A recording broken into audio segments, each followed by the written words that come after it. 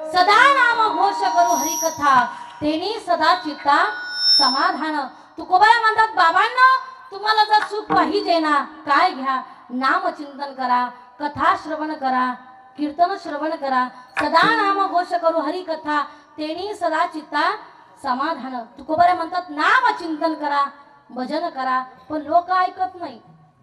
कीर्तनकाराने कितीही सांगितलं की परमार्थ करा भजन करा लोक ऐकायला तयार नाही। गावातील एका बाबांना मी म्हटलं बाबा चला ना पंढरपूरला आमच्या बरोबर घ्या आनंद थोडं वेळ राहिलं। बाबा म्हणे ताई आलो असतो पण ह्या वर्षी माझ्या घराचं बांधकाम चालू आहे मी पुढल्या वर्षी नक्की येतो। ते वर्ष गेलं पुन्हा मी बाबाकडे गेले म्हटलं बाबा मागच्याही वर्षी तुम्ही आले नाही ह्या वर्षी तरी चला पंढरपूरला घ्या आनंद थोडे दिवस राहिले। पुन्हा बाबा मला म्हणू लागले ताई आलो असतो पण ह्या वर्षी माझ्या मुलीचं लग्न आहे मी पुढल्या वर्षी नक्की येतो। किती वर्ष झाले 2 वर्ष झाले। ऐका तिसऱ्या वर्षी मी बाबाकडे जाणार मेला गेला गेला म्हणजे पंढरपूरला नाही डायरेक्ट देवानीच उचललं विठ्ठल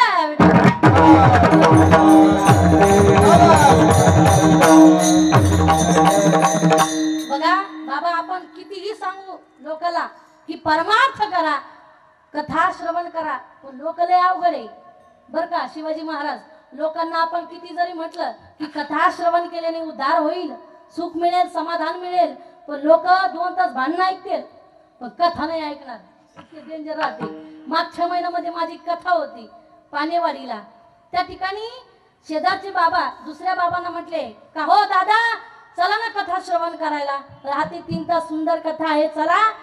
ते बाबा म्हणू लागले आलो असतो पण माझ्या शेतामध्ये मला जायचंय दारे धरण्याकरता कथा काय कशाला श्रवण करू म्हणे काय मिळणार ते श्रवण केल्यानंतर 2 तास 3 तास कथा संपल्याच्या नंतर जे बाबा कथेला आले होते ते परत घरी चालले आणि हे बाबा जे दारे धरण्याकरता चालले होते शेतामध्ये ते गल्लीमध्ये उभा होते।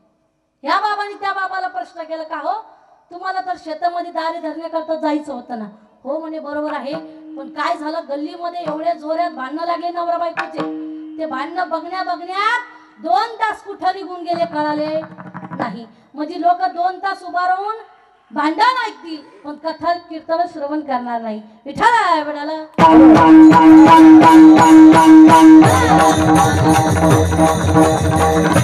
जोपर्यंत घरचे लोक काढून देत नाही बाबा तोपर्यंत लोक परमार्थाला लागत नाही।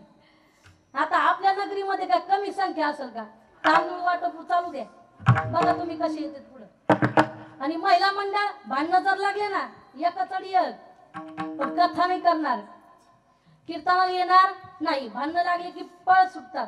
पण मला सांगायचंय कथा श्रवण करा कीर्तन श्रवण करा पण जोपर्यंत घरचे लोक काढून देत नाही तोपर्यंत परमार्थ सुसत नाही।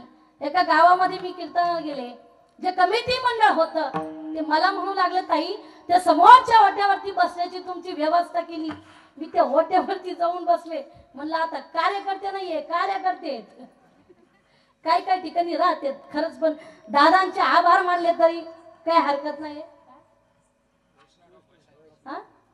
वैष्णव डॉक्टर साहेब खरंच बाबासाठी एकदा जोरदार टाळ्या झाल्या पाहिजे कारण बघा ताईंनी मला सांगितलं ताई एकट्याच होत्या जर पंगत मिळाली नाही म्हणे तर आम्ही स्वतः घातली। बघा खरंच ताई तुम्हाला जर सांगितलं ना धन्य माता पिता तयाच्या कुणाच्याही घरी संत जात नसतात भाग्य लागतं तुमचं भाग्य आहे की एवढे गुणवान मंडळी तुमच्या घरी आहेत बर का यांना सांभाळणं म्हणजे सोपं नाहीये।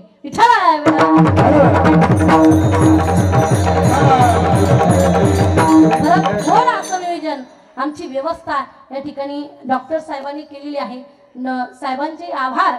त्या ठिकाणी ते कमिटी मंडळाने मला सांगितलं ताई त्या समोरच्या वाटेवरती जाऊन बसा मी गपचिप जाऊन बसले घरातील एक वयस्कर बाबा माझ्या जवळ येऊन बसले मला म्हणू लागले ताई हे जे सगळं तुम्हाला काही दिसतं ना गाडी बंगला शेती हे सगळं मी कमवलेलं आहे मी म्हटलं मग बाबा झालं काय बाबा म्हणतात ताई खरं सांगू का मी जिवंत आहे म्हणून तरी माझ्या लेका सुनांना चटणी भाकर खाण्याकरता मिळते। काय म्हटले बाबा मी जिवंत आहे म्हणून तरी लेका सुनांना चटणी भाकर खाण्याकरता मिळते.